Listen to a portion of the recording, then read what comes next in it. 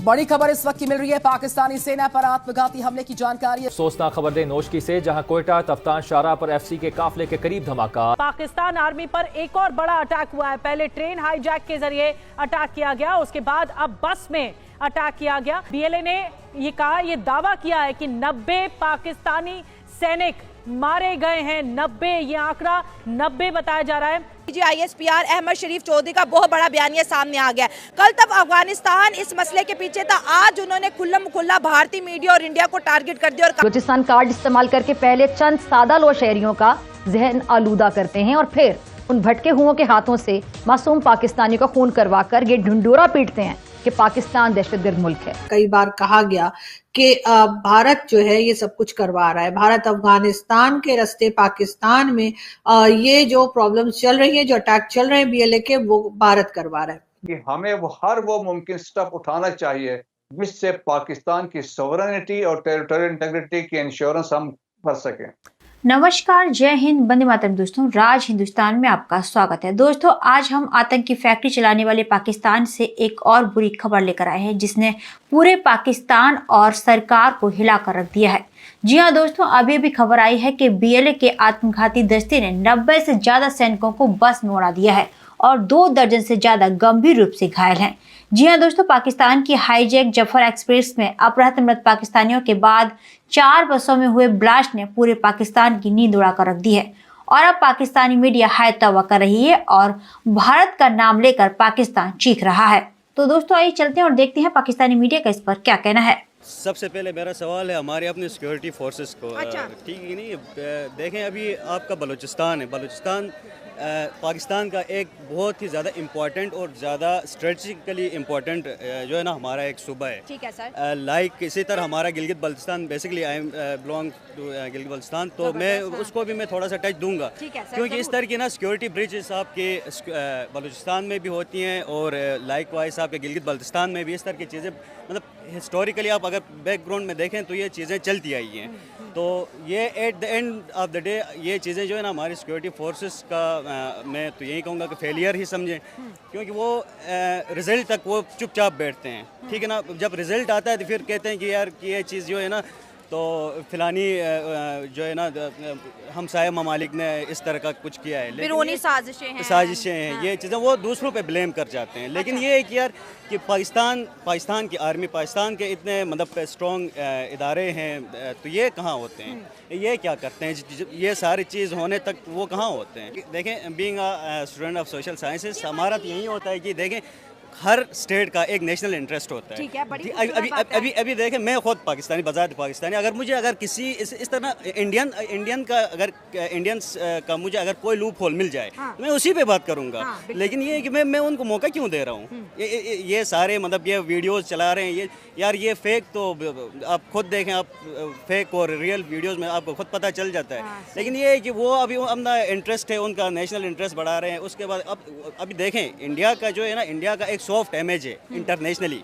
ठीक है कि नहीं, वो अपना सॉफ्ट इमेज कभी भी खराब होने नहीं देता है। ठीक है कि नहीं, हमारा क्या होता है, हमारा अगर अपने ही अगर हमारा वज़ीर-ए-आज़म हो, हमारा कोई भी डिप्लोमेट हो, अगर छोटी सी भी अगर गलती हो ना, हम खुद पहले उसको कहते हैं यार ये हम जो है ना नेशनल क्या इंटरनेशनल मीडिया तक हम उसको पहुंचा देते हैं कि भाई ये चीज़ हो गई। हम खुद अपने आप को खुद ख़राब कर रहे हैं। ठीक है ना, हम अपना खुद सॉफ्ट इमेज, हमारा सॉफ्ट इमेज तो है ही नहीं ना, तो हम अपना इमेज ही खराब कर रहे हैं। हमारा क्या इमेज है? हमारा सॉफ्ट इमेज ये होता है जी, देखें ना कि आपका ऐसा इमेज बने कि आप इंटरनेशनली आपको रिकग्नाइज किया जाए। अच्छा। कि भाई हाँ ये चीज़ है। अभी देखें, अभी इंडिया की हमारा तो जो टसल है हमारा इंडिया के साथ है, हमारा मतलब बिफोर पार्टीशन, ठीक है ना, प्री पार्टीशन से हमारा उनके साथ मसला है। हाँ, अभी देखें, आपका कश्मीर का मसला है इवन की, अभी बलूचिस्तान तो है हमारे पास है, फिर भी हम मसले हल नहीं कर सकते, लेकिन अभी हम कश्मीर के लिए लड़ रहे हैं। ठीक है ना, कश्मीर में आपके यूएन रेजोल्यूशन में 20 रेजोल्यूशन आई यूएन की, आपके फिर आपके जो वो है नेहरू के खुद इतने ज़्यादा स्टेटमेंट्स हैं कि भाई कश्मीर जो है हमारा जो है ना एक डिस्प्यूटेड टेरिटरी है। ये आपके मतलब इंटरनेशनल कोर्ट ऑफ जस्टिस तक ये चीज़ें क्लियर है। लेकिन फिर भी ये मसला हल क्यों नहीं? यहाँ पर 90% जो है ना हम पाकिस्तान हक पे है उसमें कश्मीर के क्लेम में। अच्छा। लेकिन फिर भी हमें ये चीज़ हमें मिल नहीं रही है। क्यों नहीं मिल रही है? क्योंकि यार वर्ल्ड जो है ना आपका इंडिया की बात मान रही है, क्योंकि इंडिया जो है आपके वर्ल्ड की सबसे बिगेस्ट इकोनॉमीज़ में आती है। सबके वर्ल्ड के जो बिगेस्ट कंज्यूमर मार्केट में आती है। अभी देखें उनके IT है, उनका जो उसमें एडवांसमेंट है टेक्नोलॉजी में, ये सारी चीज़ें वर्ल्ड को चाहिए होती है। हमसे क्या चाहिए दुनिया को? हमसे कुछ नहीं चाहिए, हमें दुनिया से चाहिए होता है कि भाई इससे मांगो उससे मांगो। इंडिया किसी से नहीं मांग रहा है, बल्कि एक इंडिया पे डिपेंडेंट है। आपका US हो, रशिया हो, आपका जो भी हो, आपका ब्रिटेन हो, सारे इस पे डिपेंड। अफगानिस्तान और दिल्ली में फिर से ताल्लुकात आगे की तरफ बढ़े हैं। पाकिस्तान के लिए सूरत हाल कितनी तशवीशनाक है? जी हाँ, बहुत शुक्रिया। देखिए, मेरा ख्याल this is not the first time. अगर हमारी हिस्ट्री देखें, 1950 से ये स्टार्ट हुआ है, जब इंडिया और अफगानिस्तान का एक दोस्ती का पैक्ट हुआ था, और उसके बाद से उन्होंने पाकिस्तान को डिस्टेबलाइज करने की कोशिश की है। और देखें, पख्तूनिस्तान की बात होती है या सेपरेटिस्ट मूवमेंट्स बलूचिस्तान में थी, तो उस वक्त से 50 से उन्होंने ये स्टार्ट किया और दोनों ने अफगानिस्तान के सॉइल को यूज़ किया। और देखेंगे, बुक है my enemies enemy, Avinash Paliwal की बुक है। उन्होंने उस पर लिखा कि रा के रेफरेंस उन्होंने लिखा कि we provided everything from money to guns to Baloch separatist, everything, ये लिखा। और इसके अलावा देखें कि फिर उन्होंने दाऊद ने उनको ये कहा, प्रेसिडेंट दाऊद ने, कि आप militarily engage Pakistan from the east and we will fix them from the west. तो ये इनकी सोच थी अफगानिस्तान की, कि शुरू से अफगानिस्तान और इंडिया दोनों ने कोशिश की। Even Balochistan people's liberation front जब बनी 1960s में, तो जब पाकिस्तान ने क्रैक डाउन किया तो दे शिफ्टेड टू कंधार, और उस वक्त भी इंडिया अफगानिस्तान ने इनको सपोर्ट किया। आपको याद है, खाद जब थी तो खाद रा के साथ कोऑर्डिनेशन में पाकिस्तान में धमाके करवा रही थी। NDS बाद में रा के साथ मिल गई। नौ जनरल डायरेक्टर ऑफ इंटेलिजेंस मिल के रा के साथ पाकिस्तान में धमाके और सब चीज़ों में फैसिलिटेट कर रहे हैं। अशरफ गनी और करजे की जब हुकूमत थी तो अफगानिस्तान में 66 कैंप्स थे अगेंस्ट पाकिस्तान, जिनका स्पेसिफिक था खैबर पख्तूनख्वा भी फोकस में था, और इसके अलावा बलूचिस्तान और देन कराची। और देखें, 2018 में इंडियन रा ने बलूचिस्तान काबुल में एक तंजीम बनाई जिसमें बलोच टेररिस्ट ऑर्गेनाइजेशन को इसमें जमा किया। इसमें BLA भी शामिल थी, BLF भी शामिल थी, BRA भी शामिल थी, BRG भी शामिल थी। इसका नाम दिया ब्रॉस, बलोच राजी अजोई संगठ के नाम से। और उनको फिर मिशन असाइन किया कि ये आपने ये करना है बलूचिस्तान में, उन्होंने कराची में ये करना है। अकॉर्डिंगली कुलभूषण भी was also operating from Chabahar Iran से। 2020 में उन्होंने ब्रॉस को जम किया विद TTP, और उसके बाद हमने देखा कि सुसाइड अटैक बलोचों ने स्टार्ट किया, जो कभी उनके कंसेप्ट में शामिल नहीं था।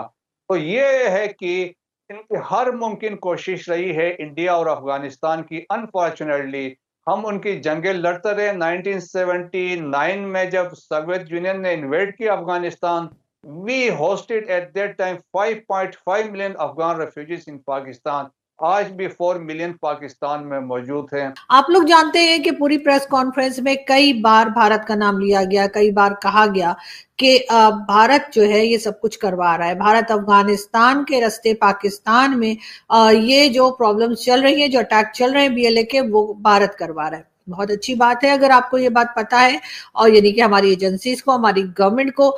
तो मैं भी एज अ पाकिस्तानी बिल्कुल ये चाहूंगी कि अगर हमारी कंट्री में, हमारे किसी सूबे में, बलूचिस्तान में खासकर, अगर इस किस्म की हरकतें, या फिर कह लीजिए कि KPK में और बलूचिस्तान में अगर भारत इन्वॉल्व है, तो बिल्कुल आप उसके ऊपर एक्शन कीजिए। आप ऐसा कीजिए कि आप जो सबूत है आपके पास, वो आप दुनिया के आगे रखिए। तमाम जो एम्बेसडर्स हैं, हाई कमिश्नर्स हैं, उनको बुलाइए और एक ब्रीफिंग रखिए, और उसमें आपके पास जो जो ऐसी चीजें हैं जिससे आपको ये फील होता है कि आप भारत को एक्सपोज कर देंगे कि वो पाकिस्तान में गड़बड़ कर रहे हैं, आपको बिल्कुल वो तमाम के तमाम सबूत जो हैं वो हाई कमिश्नर्स और एम्बेसडर्स के सामने रखने चाहिए। वो आपको जरूर लोगों को बताना चाहिए कि किस तरीके से भारत हमारे यहाँ टेररिज्म करवा रहा है। लेकिन बात सारी है कि ये बात सिर्फ स्टेटमेंट की हद तक नहीं होनी चाहिए, बल्कि आपके पास कोई मजबूत, कोई पुख्ता, यानी स्ट्रॉन्ग सा आपके पास कोई एविडेंस या सबूत भी होना चाहिए। बात की गई जी अजीत डोवल साहब की। जी हाँ, अजीत डोवल साहब की बात भी की गई और कहा यह गया कि उन्होंने उनकी कोई क्लिप लगाई गई और बताया गया कि उसमें उन्होंने कहा कि जी अगर कश्मीर में पाकिस्तान कोई गड़बड़ करेगा तो हम भी पाकिस्तान को नहीं छोड़ेंगे, और कुछ उसी किस्म की बातें जो हैं उनकी उस प्रेस कॉन्फ्रेंस में उसका क्लिप चलाया गया। पॉलिटिशियंस तो जी बहुत कुछ कहा करते हैं, और जिस वक्त का ये क्लिप है, जहां तक मैंने चेक किया है या जहां तक मैं समझ पाई हूं, तो अजीत डोवल साहब का जो क्लिप यानी कि DGISPR और चीफ मिनिस्टर साहब की प्रेस कॉन्फ्रेंस में दिखाया गया, वो जी उनके यानी कि उस पार्टी में आने से, या कह लीजिए बीजेपी का मेंबर बनने, या बीजेपी की तरफ से जो है NSA का जो उन्हें पोस्ट मिली है उस पोस्ट से बहुत पहले का है। तो दोस्तों, आपने देखा कि पाकिस्तान में किस तरीके से उसी के पाले आतंकी आज आग उगलकर पाकिस्तान की नींद हराम किए हुए हैं। इस पूरी खबर पर आपका क्या कहना है, हमें कमेंट बॉक्स में जरूर बताएं। खबर अच्छी लगे तो लाइक और शेयर करना ना भूलें। ऐसे ही तमाम खबरों से जुड़े रहने के लिए आप देखते रहें राज हिंदुस्तान।